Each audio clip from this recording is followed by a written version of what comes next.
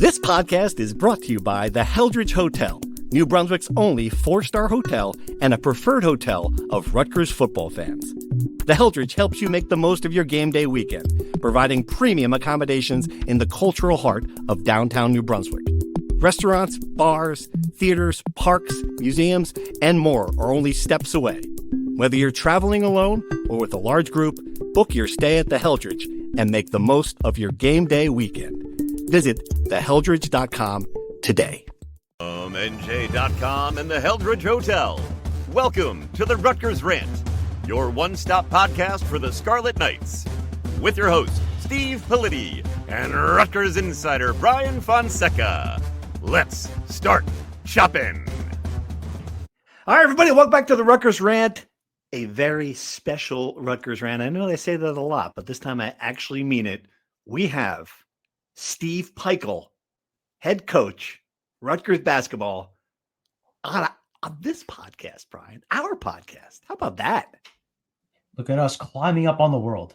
Right. We get our first coaching guest a couple weeks ago with Scott Goodale. Great interview. Steve Pikiell comes in here, and I think there'll be some battling in the APC to see who has higher view counts on YouTube between the two of them. I think this is what happened. They saw how good he was, and they're like, well, I mean, clearly that changed the trajectory of his program entirely. And they're like, well, if he can go on the rant and do that, why can't we? Why can't we? So this is going to be a trend where we invite and believe me, if you're a coach of a Rutgers a team and you want to come on, we're here for you. We're here to help. Always happy to talk Rutgers sports. Greg Schiano, I know he's busy during the season, maybe a little off-season spring camp action. Kelly Zinn, she's a podcast star already. Yep. William Tate has done every podcast under the sun and is a great guest. So the floor is open to any Rutgers person who wants to join us. Right. And a good time to talk to Steve because obviously the team's off to a 2-0 start. So we've seen some of it. We've got a sense of what this team's going to be this year. It's very early, 2 victories, 2-0 against 300 Ken Palm teams, and 3 more games like that before going to Vegas. So this is kind of an important building time. I'm sure he's in a good mood. Hope he's in a good mood. At least he's coming on to bat us around a little bit, which is possible. We're ready for it. That case, we got our questions here. What do you want to ask them? What do you want to ask the man? Yeah, I think we'll kind of jump around. We'll ask him a little bit about his personal life. We'll talk a little bit about his 10 years at Rutgers. We'll talk about 10 years is kind of, it's nuts when you put it that way. We'll talk about the GM. This is the first time we've asked him about it since Rob Sullivan has officially joined. And we'll look at this year's team. I think, as you said, 2 games in, some idea. We'll see his take on what he's seen so far, what he wants to see going forward, and just kind of what he thinks is the future. If you have a program with 7 freshmen and 6 guys with more eligibility, is this multi-year project? I think that's kind of the way Rutgers could be successful under him, given his success in the past in that formula. Right. And I think as we should make it a tradition, every coach we have on will ask about Route 18 traffic and if they've stolen Greg Schiano's helicopter. Those are the 2 things that if you're planning to come on to this podcast, I mean, just be prepared. Those are the important questions. Except for Greg Schiano. We will not ask him about the helicopter. I think he's talked enough about the helicopter. That's fair enough. All right. Take a quick break. We're going to just jump right in with Steve Pikiell when we get back. Very excited about this. So here's the head coach, Rutgers basketball team. All right. We are back with Steve Pikiell on our podcast. Coach, thank you for joining us. We really appreciate you doing this. You know what? I'm honored. Corso came to me and said, you want to do this? I said, not only do I want to do the Rutgers Rant, I want to change the name of this thing to Positivity Podcast. That's what I want to do. So I think that's going to sell out there. You know enough about the world today that Positivity Podcast is going to get the viewers we're lacking at this point. Yeah. I know the rules, but I'm the second guy to coach Goody. Goody was the first guy. He's the first Rutgers coach to come on. Yep. Your budget's going up. Is that what happened? That's exactly. Going up? You're able we spent half the show with Goody. We spent half the show with Goody talking about Route 18 traffic, though. So that's the topic you want to address about something in the roads of New Jersey. Please, this is clearly the forum to do it. I love it. But no traffic issues here. That's good. Thank God. We'll start off with a question I asked Goody. Goody had a great story about using Greg Schiano's helicopter and kind of going up to him when everyone was kind of scared. Have you used Greg Schiano's helicopter yet? And just kind of what's your relationship with where does he Greg house Schiano? this helicopter? Where does he house this? I needed to go home some nights, No, I haven't been lucky enough to. My helicopter is the car I drive, and I get places. But Goody, he's won national championships, so I'm not really at that stage. And Coach Schiano's, got that helicopter probably on lockdown right now. Especially he's got the bye week here, so he's flying around recruiting and stuff. But I haven't gotten to that level yet, but hopefully soon. All right, so this is something we've also wondered. Now you've got Liv on campus with the women's lacrosse team. What kind of sports dad are you? Do you go to these games and do you like stand on the sideline and make yourself known? Are you like hiding in the last row of the bleachers? What kind of dad is Steve Pikiell? You know what? It's an awesome question, because the first thing was I talked to her yesterday, okay, and I haven't seen her, okay. She's right here on campus, and so I said, Liv, I saw you more at North Carolina than I did. I have a 7-minute commute now, and so I don't see her. She loves Rutgers, so I'm real happy with that. Like, she loves the school, she loves the lacrosse program, and what I like about my kids, because I've been blessed. I had 3 kids. My daughter played basketball at Northwestern, Brooke, and then my son is at Sacred Heart University playing basketball, Division I, and now Olivia. And I love lacrosse because I sit in the stands. Nobody asks me any questions. I don't have to referee. I don't have how come they're subbing this one in or that one in. When I'm the basketball parent, I get all those questions, and I usually just want to go and watch my kids. I'm blessed that they play Division I. I'm blessed they play in high school and college. They've met great friends.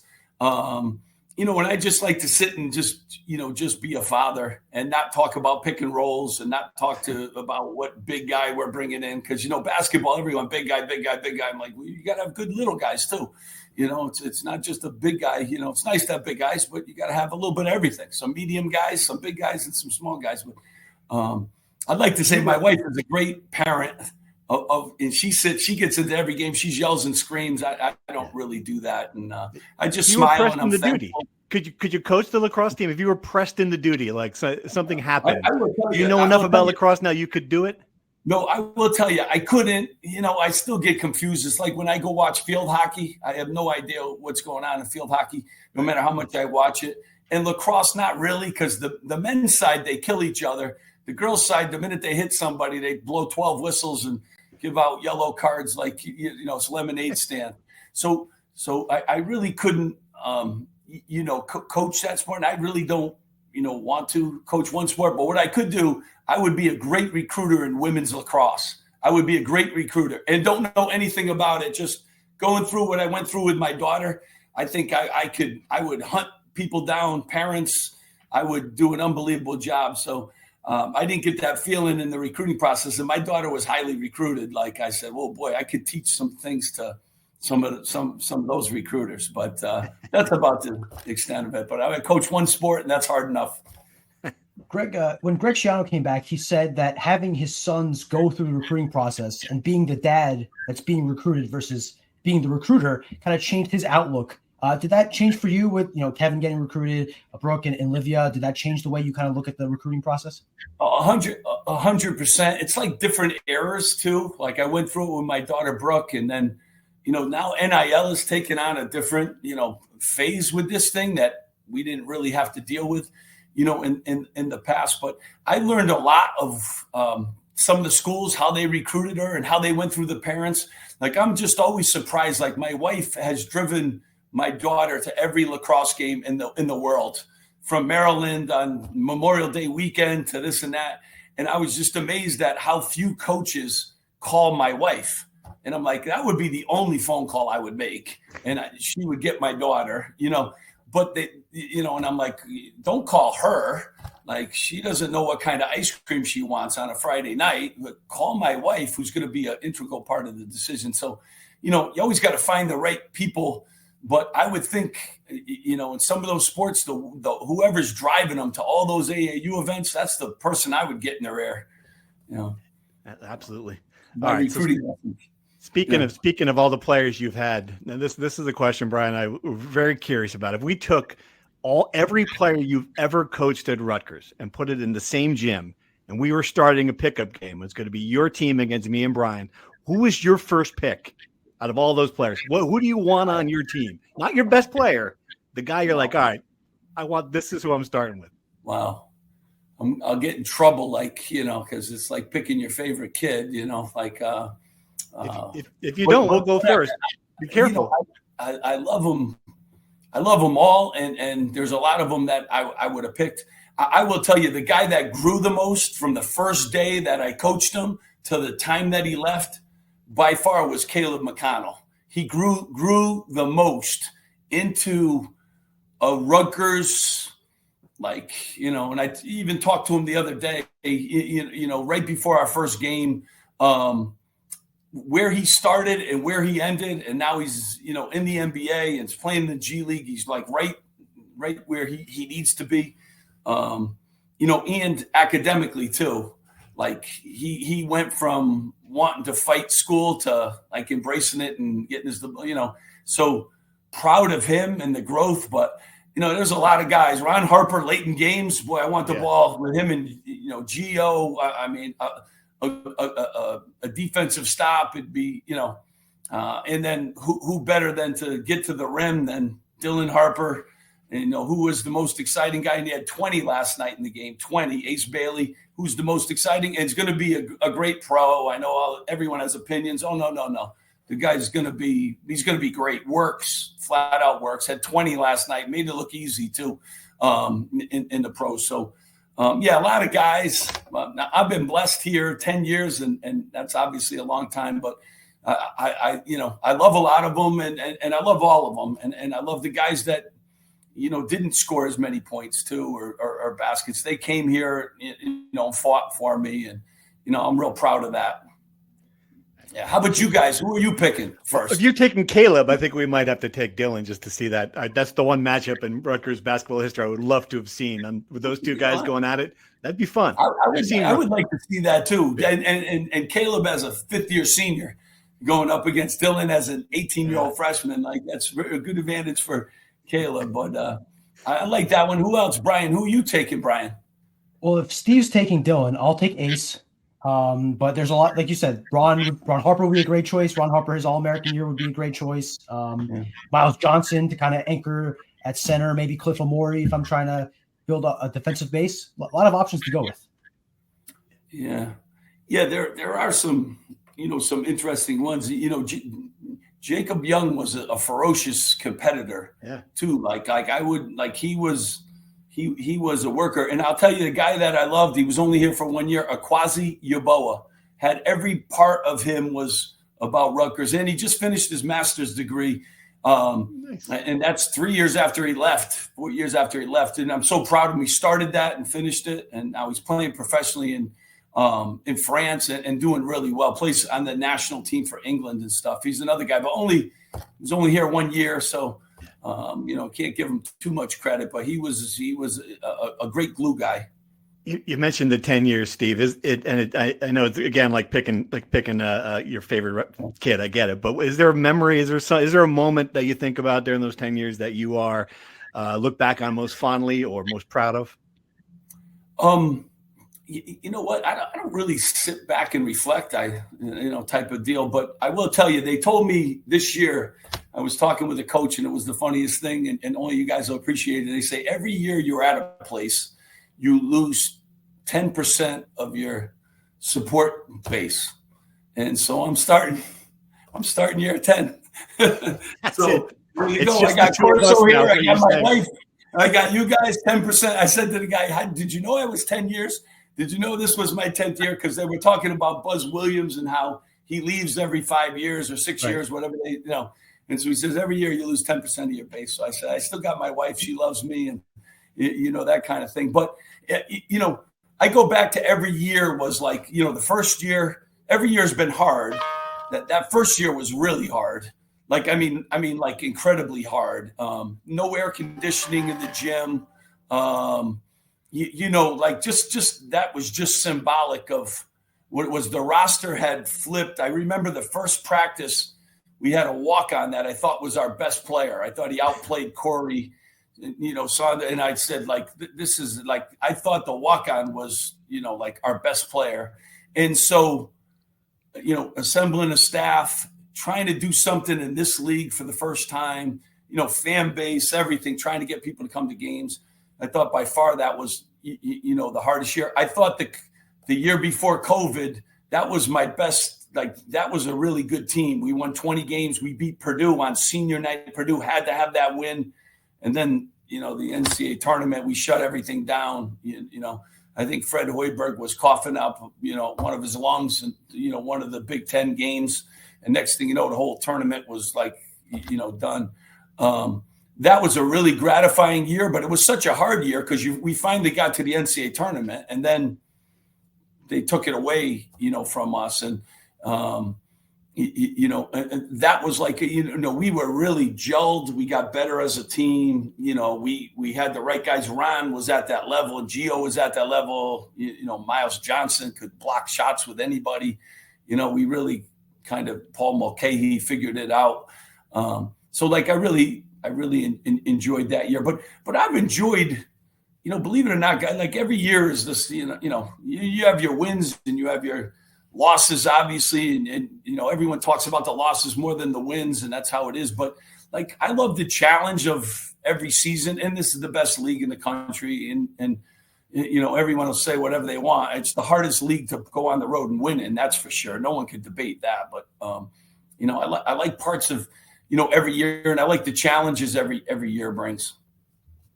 So looking at that 10-year span, we've talked about the program, we've talked about college sports evolving. How have you evolved as a coach on the court, the way you view the game? Is there anything that's different about year 1 Steve Pikiell to year 10 Steve Pikiell, just as far as how you view the game offensively, defensively? Everything, college athletics has changed upside down last 5 years. I mean, to not have guys like I think you could see with my team this year, the guys that have stayed here have gotten better. Jermichael Davis, if you don't see it, like, let me just put on a freshman tape. And then same thing with Dylan Grant from last year. Dylan Grant didn't check into a game last year, 10 games into the season. And now he has a double-double. He has 17 and 7 the other day. And he could do more. But, like, guys, Emmanuel's just better. You could say what you want. Pick and roll defense, he's elite. He's just better. He grabs 10 rebounds the other night.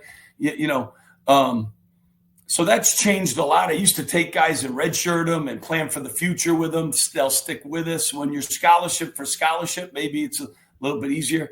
Now that you've changed a lot of things, you can transfer whenever you want. You got NIL, you got like a lot of different things. So it's changed. The basketball really hasn't. Kids still want to be coached. Kids want to play more now, and they want to make more money.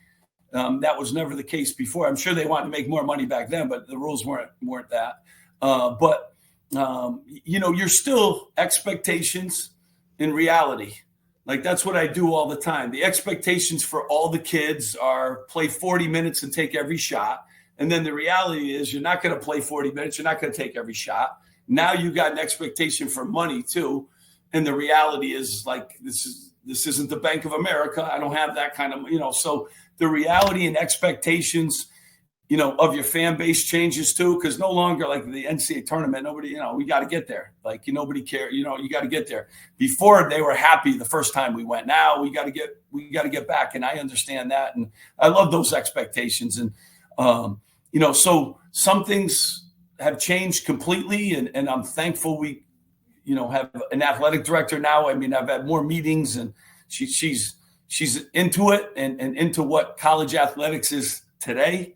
And I think that's a big blessing that has come in the past. But basketball is still basketball. You got to take good shots. You got to be in stances. You got to have 7 different screen coverages that you got to be good at.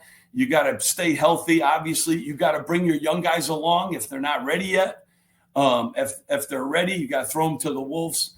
And then you got to manage all the things around them, which is a lot. There's a lot now, a lot more people around them now. The phone is part of what I fight on a daily basis too. The phone tells them how they feel, and the phone, so those things have kind of changed and become more, but athletics has changed too. College athletics has changed, as you guys know. Steve, you mentioned the NCAA tournament, and I loved it at Media Day when you struck what I would describe as kind of like a defiant tone. I asked you about getting back to the NCAA tournament, and you didn't do it last year with Dylan and Ace. How are you going to do it this year? And I loved your answers. You're like, well, I did it before. I did it before Dylan and Ace. We're going to do it again. And I wonder if that's part of how you're wired. Do you feed off the idea that there are people who are looking at this and saying, yeah, forget it. They're not going to make. Are you motivated? You know what I love though? One thing I love, and this is, I love Rutgers people, and I love the doubters. It's just the way, every job I've taken, that's been what it is. And the one thing when I did take this job, I knew there was a lot. Even when I first, they're not going to get back to the NCAA tournament. They're not going to. Well, there's no excuses. It doesn't matter. I don't know that now. Nobody cares about NIL. Nobody cares about, and I'm great with that. We got to find a way to get back to the NCAA tournament, just like we did. That's what I expect. That's what our fan base expects. That's what you guys expect. Is it easy? No, like almost 300 teams aren't going to go. And some of those 300 teams are really good, and they're not going to go to the NCAA tournament. It's not a birthright. You got to earn it. You got to earn it on the court. You got to earn it by, your team being together. And just because you get two great players doesn't mean every team in our league has two great players. Doesn't mean you're going or not going. You got to have the right chemistry. You got to get them to overachieve.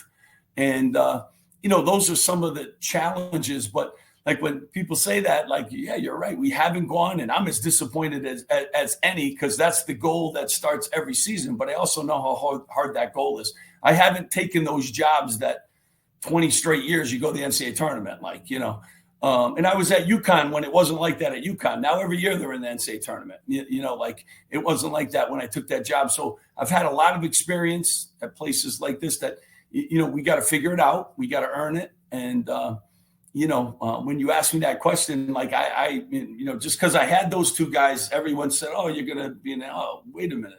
You got to play the games. You got to stay healthy. You got to have young guys play like old guys. There's a lot into it. By the way, the other team's trying to make sure you don't go to the NCAA tournament. So those other teams, and then you got referees too that can blow a whistle here and there.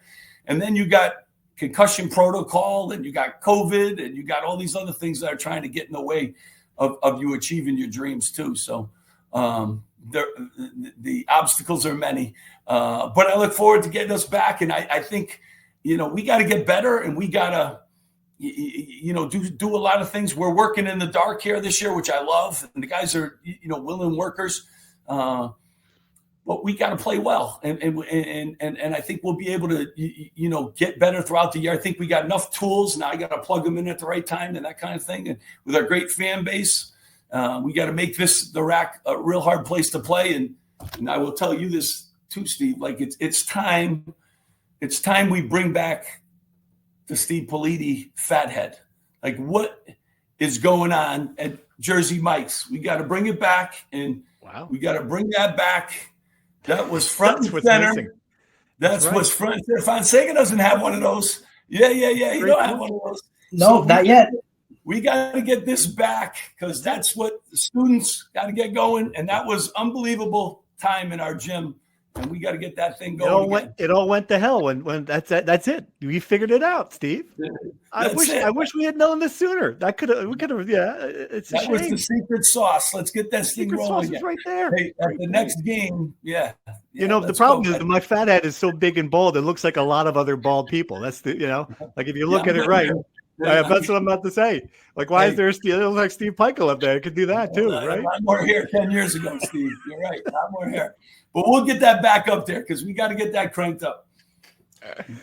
Before I have a question about this year's team, but before you mentioned the phones, and it just reminded me, what happened? You broke your phone in the locker room at the Big Ten tournament a couple of years ago. A, can you please tell us a little bit more stories about details about that story? And B, how quickly did you get another phone, or did you use that broken phone? It's kind of interesting because, a lot of times. What they spend their most time on is the thing that's least important to winning basketball games and preparing for basketball games. And some guys can manage their phones a little bit. Others are just stalking the things. So I always have my seminar every year saying, like, it's not helping you be a better rebounder.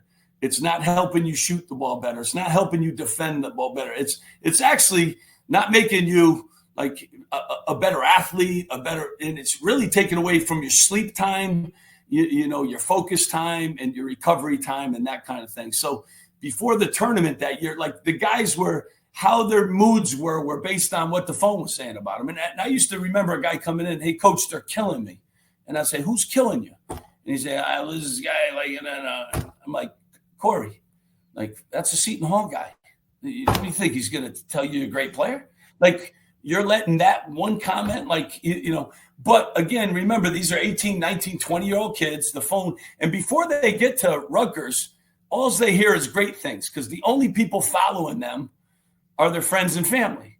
So it's like a big bouquet their senior year and all that stuff. Then they accept all these followers from everywhere who are fans of Purdue and of Michigan. And I'm saying, like, and then they start saying, like, you can't make a shot, you're a bum. And they like, "Coach, what is going on?" Like, he said, like, put the phone down. So before that tournament, I had to make a real point, and that was my phone.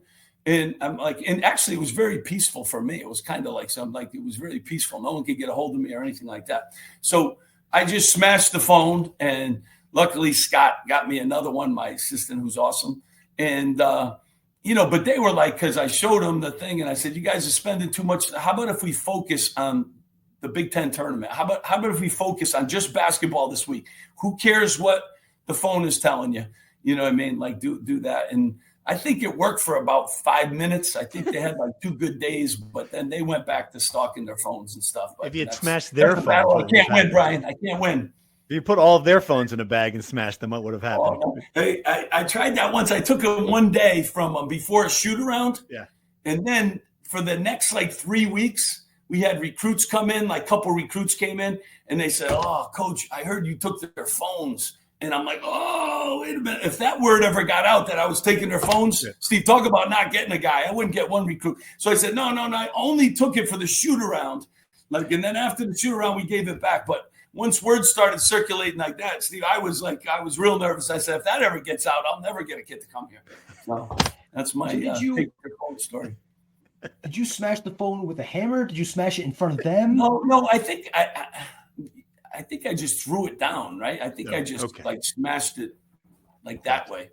You know, like I came in, I wanted to get their attention. And the one thing that got their attention, because they're all like, "Oh, that's a lot of money if, you know, if they did it themselves." Coach Pikiell, yeah. So like, yeah, but that was, and I do think it worked for a day or two, but like then they're right back on their phones. Yeah. It's hard to get off them. I'm a little older than them, but I'm the same way. I'm always on my phone too. But no one's calling. Not as many people are calling me a bum. Some people are, but not that many. A lot of them call me. I'll give you experience. If you call me, I'll fill you in. It's all good. I love them. I said, they support Rutgers. I appreciate you taking the time. Whether you're saying good things or bad things, you're taking the time. I appreciate it. Sure. This episode is brought to you by Netflix. From the creator of Homeland, Claire Danes and Matthew Rhys star in the new Netflix series, The Beast in Me, as ruthless rivals whose shared darkness will set them on a collision course with fatal consequences. The Beast in Me is a riveting psychological cat and mouse story about guilt, justice, and doubt. You will not want to miss this. The Beast in Me is now playing only on Netflix. So on this year's team, on the you know, we've talked about the transfer portal, guys spending a lot of times 1 year at a school and leaving, but you have 7 freshmen and you have 6 other guys with eligibility after this year. Are you looking at this as kind of a multi-year project where if you could hang on to these guys beyond this year and develop them, it's kind of like the old days where you had success in developing guys year over year?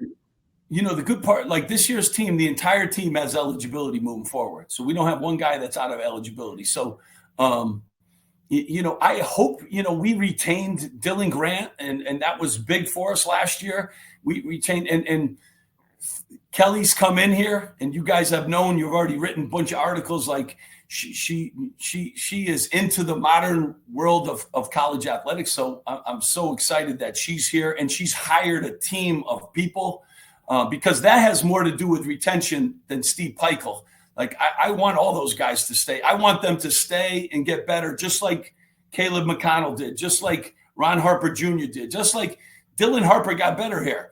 like just like all those guys, even though they were here for 6 months, Ace got better. He gained weight. He got better in some, so, I think that's an important part of continuing to build your program, because otherwise the way it's currently set up is every year you're building a new team. Like it's really hard to do. And a lot of us are doing it that way, and it's a hard thing. And I'm lucky I got 4 guys that have been through a season before with my young guys now and with my, portal guys. But the biggest part of the portal is having the resources to retain people. I don't think any of those guys would have left in the past if we had the resources to keep them. I really don't. I think they all loved it here. They all come back now. I talk to every single one of them.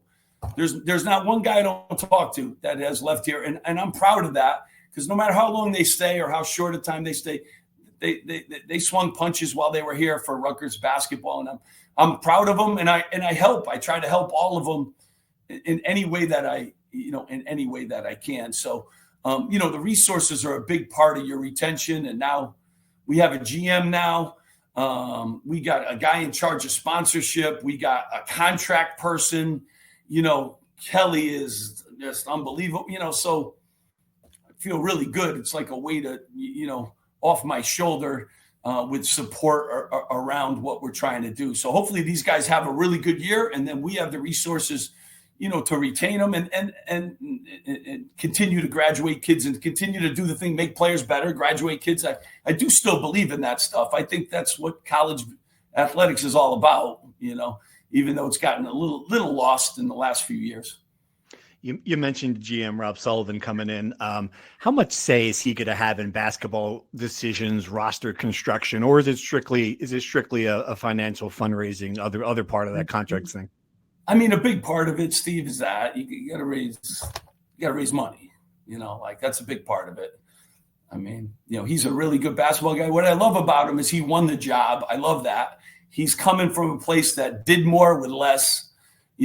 He's the women's and the men's, and Coquise loved him. I loved him. But he's a basketball guy, but he raised money in a tough place to raise money. And, I'm really excited about him having conversations with people during the season. It's real hard to have these conversations. You're coaching guys. You're trying to beat Lehigh. You're trying to beat Tennessee. You're trying to beat Michigan. He'll be having those conversations. He'll be talking to people, but most importantly, he's going to help us in the resource department. And I think that's where we've needed the most, work. It's very easy to punch up on your computer who's sexy in the portal and who's got all the analytics. But it's can you have the resources to get those people? Those phone calls, are pretty easy. Like if you have the resources, it doesn't take. I mean, what a good player looks like. I know what a good player looks like. I had guys score 35 points against us, and I'm like, that's a pretty good player.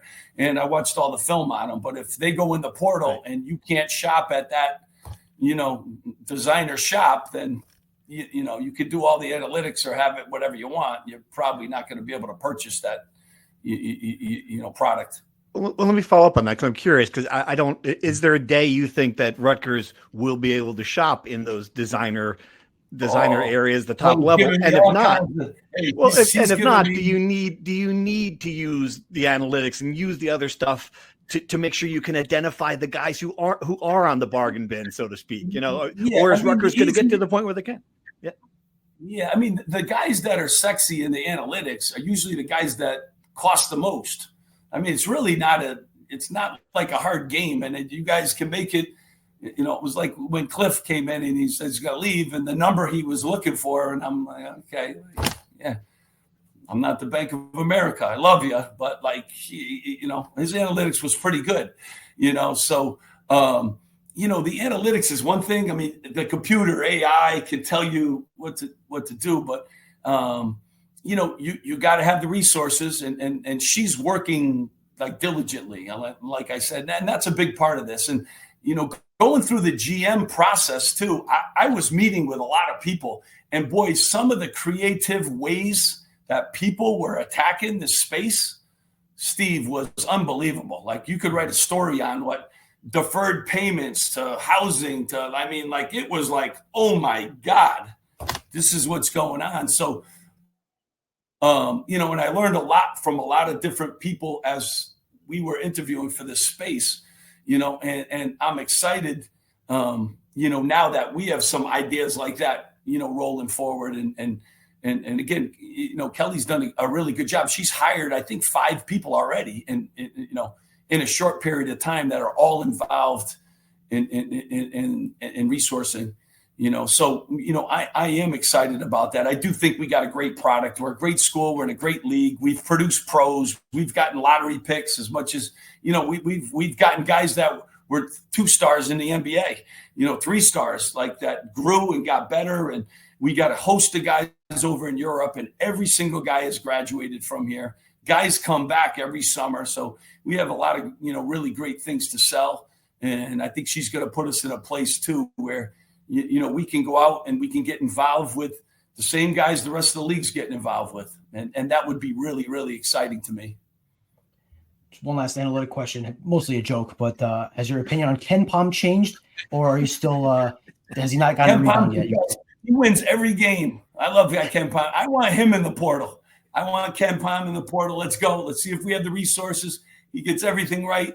You know, like, you guys, I think you think I don't like analytics, but, like, I do. And I have staff members that's all they do is come to me with like statistics and all that. And, you know, so, like, you know, I really do like that. And I like where our defense is. I like, you know, we're 75 points a game, not where I want to be. I like our 3-point percentage. I don't like our free throw percentage, but it doesn't take Ken Pom to tell me we got to make more free throws, you know, like, you know, so, but I really do. And I look at analytics, I read analytics, but at the end of the day, you got to go and beat Purdue. Okay. And they got an analytics. It's called the best point guard in the country. And then they always have a 7'11" guy. Steve, I don't know where they grow him in Purdue, but 7'11" skyscraper. They got one of those guys, and analytics can't help you, you know, with that guy. If you don't have a 7'11" guy that can front him in the post, you know, so you still have to do the work. And I tell that to our players all the time. Like, your analytics will go up as your work goes up. Like, you'll become a better 3-point shooter if you take better shots. And if you work at being a great shooter. And I appreciate you being at practice the other day. And you do see how hard our guys work. And that was really not a great it was after a game practice, and, you know, more of a mental and film day and stuff like that. But analytics sometimes can't tell you, you know, where the kids are or where their minds are. Like, that's more of, you got to get their minds in the right places. And, you know, some are homesick, some are feeling sorry for themselves. Some didn't play as much as they would like. And you got to really do some of that. And Ken Pom doesn't help me with that, especially early in the year. But he's great, and I want to recruit him in the portal. So let's go. Steve, I think I agree with Brian on this about I agree with you on this point about the analytics, that you don't need it for a lot of eye tests. And I wonder, just watching your first 2 games, if your centers pass the eye test. Forget analytics. It's just a big concern for me. You know, by falls not getting on the court. You know, Boley doesn't seem to be getting better. Do you think this position is good enough to win in the Big Ten with what you had there? And we got to make, it's not just that position. You guys will focus on, you know, one position or the other. I'm not in love with any of our positions right now. So let's just put that out there and stuff. We defend at the 5 spot way better than we have in the past. I do think we have 4 options, all different. And Javonte Ware had, like, today, he was our best center. He's a freshman. He's got to wait his, you know, and he's figuring some stuff out. Bai hasn't played in a couple years. He's talented shot blocker. And Emmanuel, I get you guys, like, the other day he was 0 for 5. So that's an 0 for 5 game. He had 10 rebounds in the game. No one mentioned that. 10 rebounds. And his screen coverage is elite level. And not just by me. That's NBA people saying how he guards screen coverage. And we have 7 different screen coverages that he's got to know. And he's a part of between 20 and 30 pick and rolls a game. You know what I mean? So, like, if you're really good in those areas, like, they don't show up because they're not as sexy. It's like having one of those catchers that's great behind the plate, but maybe he's not hitting home runs, you know, where he's hitting for 259, but he's so important to your team winning. And And I really believe too, Emmanuel's getting better. Like you saw him, he scored in the last game. He scored. He's going to get better. He's going to get better, and he has. Now he's been injured for 2 years too, and he's young in his basketball. And so I hope he'll continue to grow with that. Same thing with Bai, and same thing with those. But we got to get better at every position. If you focus, on that position, I say, all right, who are the big guys? Throughout the league, and we have 4 of them too. So we got a lot of fouls in that position. They're all different, which I kind of like. We've never had that much depth. And I will tell you, Bryce Dortch has been really solid for me. 8 rebounds. He doesn't make mistakes now. He's not going to score 20 points, but he's and he can switch on a lot of guys. I can also play June, who's a moose.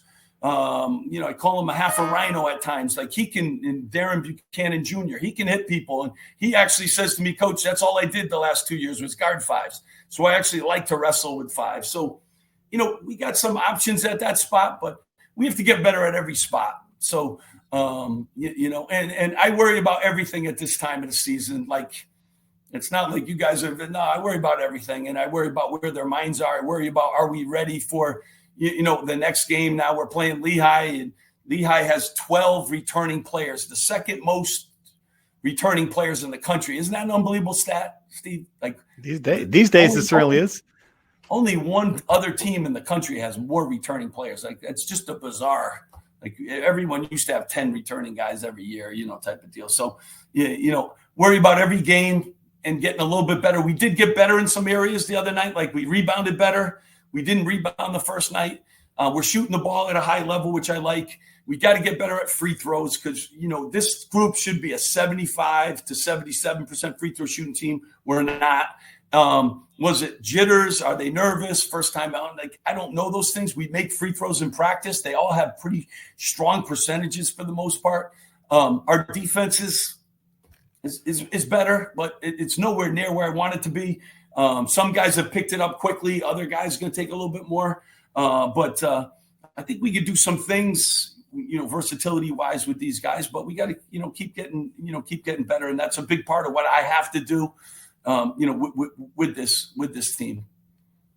I have a couple of quick ones on this team, and I don't know if Steve has any more, but so when you get to the end of this first 5-game stretch before you go to Las Vegas, what are you hoping to see in this team? What are 1 or 2 areas where you really are hoping to see this team, take a step, or just kind of areas you want to solidify before Vegas? I mean, consistency. Like we didn't rebound the first night. And I don't know why. We've been talking about it since June.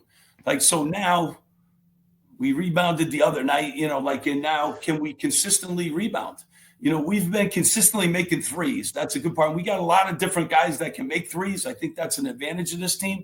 Because I think Dennis can step out and make threes. Haroon can make threes. And Reek has been our best 3-point shooter. And Dylan Grant can make threes. Like we got, and Caden Powers can really make threes. Can he catch up defensively? And because he can really shoot the ball too. But we just got to get better with urgency. I got to get the rotation down too. I got to find out, Chris Woolley is a good player. He's a good athlete. I got to get him comfortable on the court because he can do some things. He'll help us rebounding wise. He's our second best shot blocker. I like Darren Buchanan Jr., who's a unique dude. He can go downhill. He could shoot. He got a little bully in him. He's an assist guy. He led us an assist the other night. He could score in the low post. He can defend multiple positions. So, got to just keep figuring them out. It doesn't happen overnight. You got 10 new guys. So I'm just excited about that. Can these guys just, get better? Can our defense get up? We had 10 minutes the other night that we looked like we were going to hold them to 12 points for the half. It was 10-minute mark. It was 22-6. And the 2 shots they made were the toughest 2s you could take. So they really had 2 points against us in 10 minutes. And then the next 5 minutes, we gave up 17. You know what I mean? So can we maintain what we're doing? Can we maintain it with subs?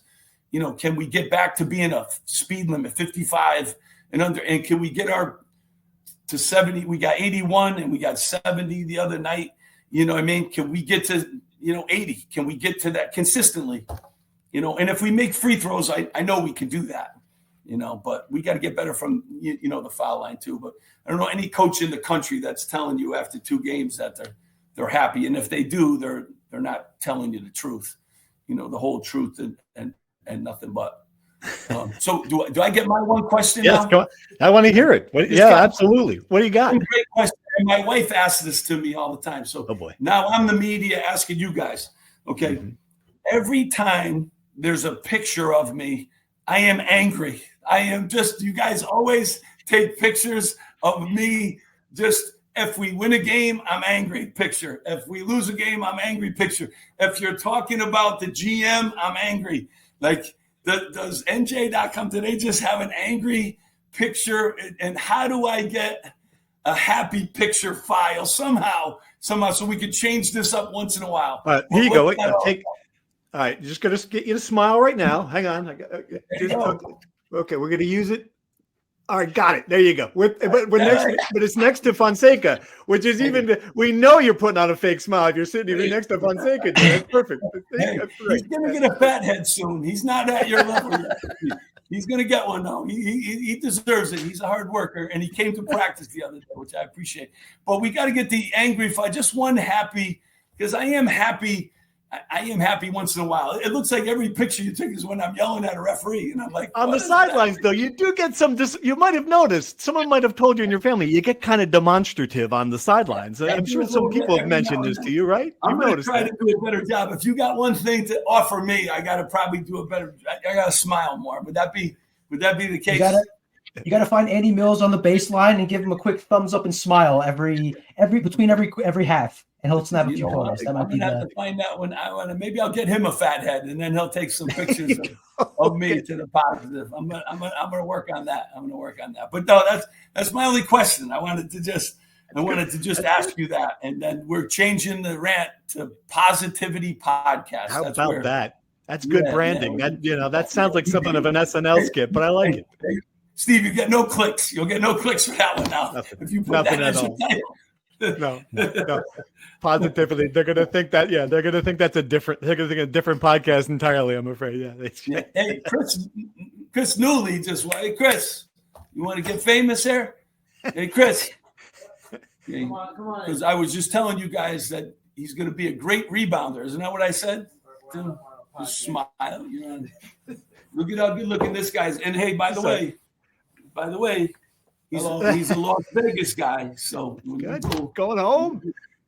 He's going to be going home. He's going to be going home. So, what restaurant do they go to? Oh, I'll tell you. Go to my uncle's spot, Texas Barbecue Wagon. Texas Barbecue Wagon. All right. All right. Hey, see if NJ.com gives you the budget to take care of that. Thank you. Right. We'll see how many ribs we can order. I'll order as many as I can. Fonseca spent our budget on the blackjack table last year, so. Yeah. I always got into it, and he's one of the great kids too. You should have him on your podcast one time. Fun. Okay, love it. Absolutely. Really I tell you one thing. You got some good talkers on the team. We have never gone dry with quotes covering the Rutgers basketball team. You guys, and I won't say it's the same as some other programs sometimes, but you guys are. Well, we'll tell you too. Like they're great kids, and there's some great stories. And he's here now, so we did 3.5 hours today. Like we did a lot today. And he's got class tonight, but he is here to watch film of his minutes. And like, there's a lot that goes into it. And I'm proud of him. And it's not easy. You're a freshman. You're away from home. You go through your first games and you probably didn't play exactly the way you'd like to play. But he's here, had a great practice today. And now he's going to watch film and try to get better. And I think that's some of the things that you don't see sometimes from the outside. And, but just, great kids. And we got a lot of those stories. We got some funny kids and, they work hard. So great. Well, we'll let you get back to work, Coach. Can't thank you enough for doing this. I hope you had a great time. You went longer than Goodale did. This was a lot of fun for the two of us. I'm going to tell Goody that the ratings went off the roof for me. This guy, they didn't care about the traffic. They didn't care about the traffic, Goody. Kind of ratings went way down. I appreciate you guys. All right. Thanks for having me. Thanks, Coach. Appreciate it. Take care. Thank you for listening to the Rutgers Rant, sponsored by the Heldridge Hotel. Head to NJ.com/Rutgers for more Scarlet Knight content.